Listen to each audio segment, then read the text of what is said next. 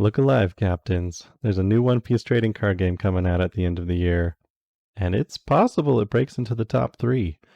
We're going to support that with a little bit of data and definitely no bias. None at all.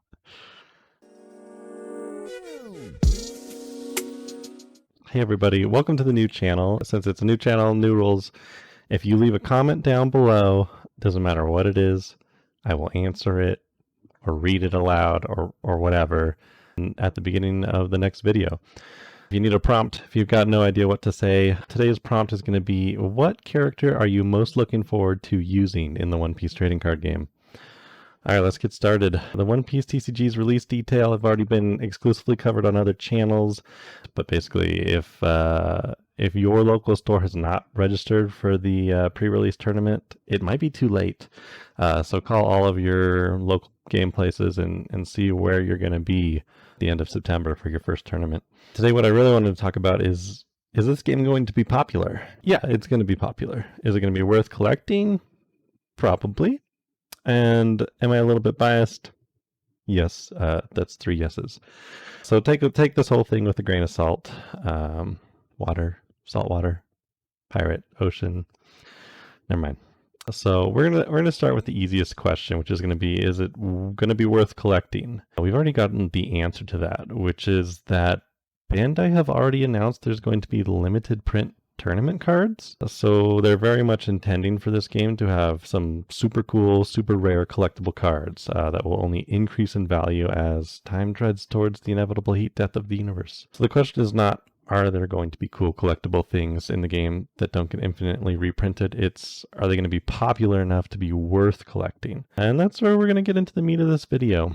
Now, I'm intending to play this game competitively as my first competitive card game. So whether or not the cards are collectible is not super important to me, but yeah. Now this is all going to be conjecture, of course. My observation hockey is still pretty lacking. Can't see into the future just yet, but we can use some existing card game data to make some pretty good guesses. The first thing that we should definitely look at is the most obvious, which is going to be that Bandai, the company releasing the One Piece card game, already has other card games released. So you can kind of use that as a starting point for our data. Bandai launched the latest Dragon Ball Super card game in 2017, and then released the new Digimon card game in 2020, 2021-ish, just based on pandemic things. Now these games are doing well, but is third time going to be the charm for Bandai? First thing we should probably look at is, how well are they doing? Both games have had strong showings so far. They've both been in the top 6 on various collector data sites shortly after their release, and they've been maintaining that pretty well. Do I think Bandai can do it again? Well, let's compare Digimon and One Piece first. Some would argue that Digimon has stronger nostalgia vibes going for it than One Piece, but as somebody who owned 2 of the original Digivices and literally battled other small children at the zoo with them,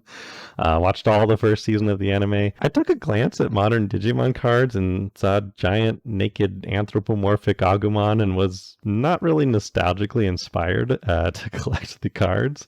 Kind of the opposite. Like, I'm still interested because I like card games and systems are fun, but it feels kind of sacrilegious. Is that the right descriptor? But don't just take my word for it. Let's get some more data. So what we're going to be doing today is we're going to be looking at some Google Trends. I think that's probably about as good as we can get as far as guessing what's going to be popular. So just pulling up Digimon here, let's compare it, because Digimon is doing a little bit better than Dragon Ball Super at the moment as far as card games go. If we compare Digimon with One Piece, it's an insane difference. If you think Digimon is more of a household name than One Piece, this chart begs to differ. It's no surprise that One Piece is one of the most popular animes at this time. It's getting into one of its crazier arcs, and there are rumors that it is ending soon, which I think just sparks even more interest. But specifically, if we look at Digimon TCG versus One Piece TCG, Digimon's clearly got One Piece beat here, and obviously that's because there's not a One Piece TCG yet. But one thing that I did find interesting when researching is that if you search for Digimon card game versus One Piece card game, the One Piece card game has actually almost caught up already in the last month or so. And I think this is a better indicator of how many new players are looking to get into the game, because a Digimon player is going to know to search for TCG. A new Digimon player is maybe just going to say, oh, there's a Digimon card game. I wonder what that's about. And that's what they're going to search for. And so you can see there's this big spike here recently when the One Piece card game was announced. It actually overtook the Digimon card game for a moment on search trends, and it's been steadily improving since then. Let's toss Dragon Ball into the mix just to see where that is.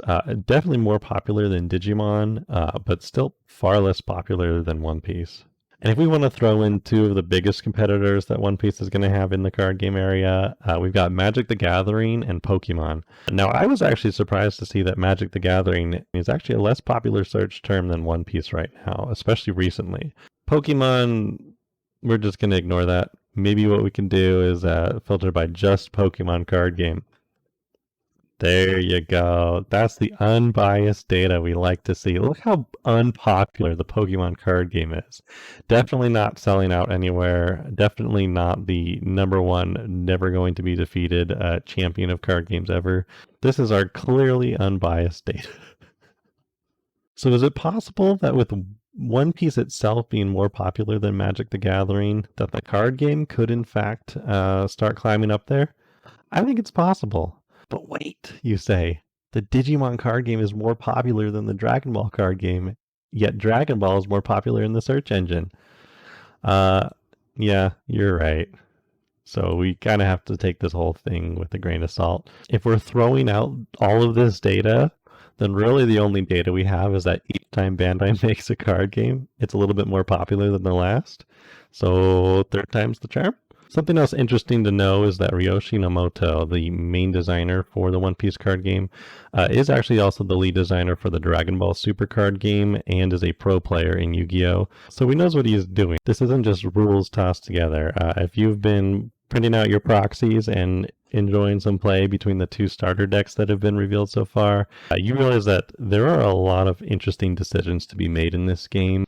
Anyways, that's all I have today. More of a wish and a prayer than any actual hard concrete proof. No one can predict the future.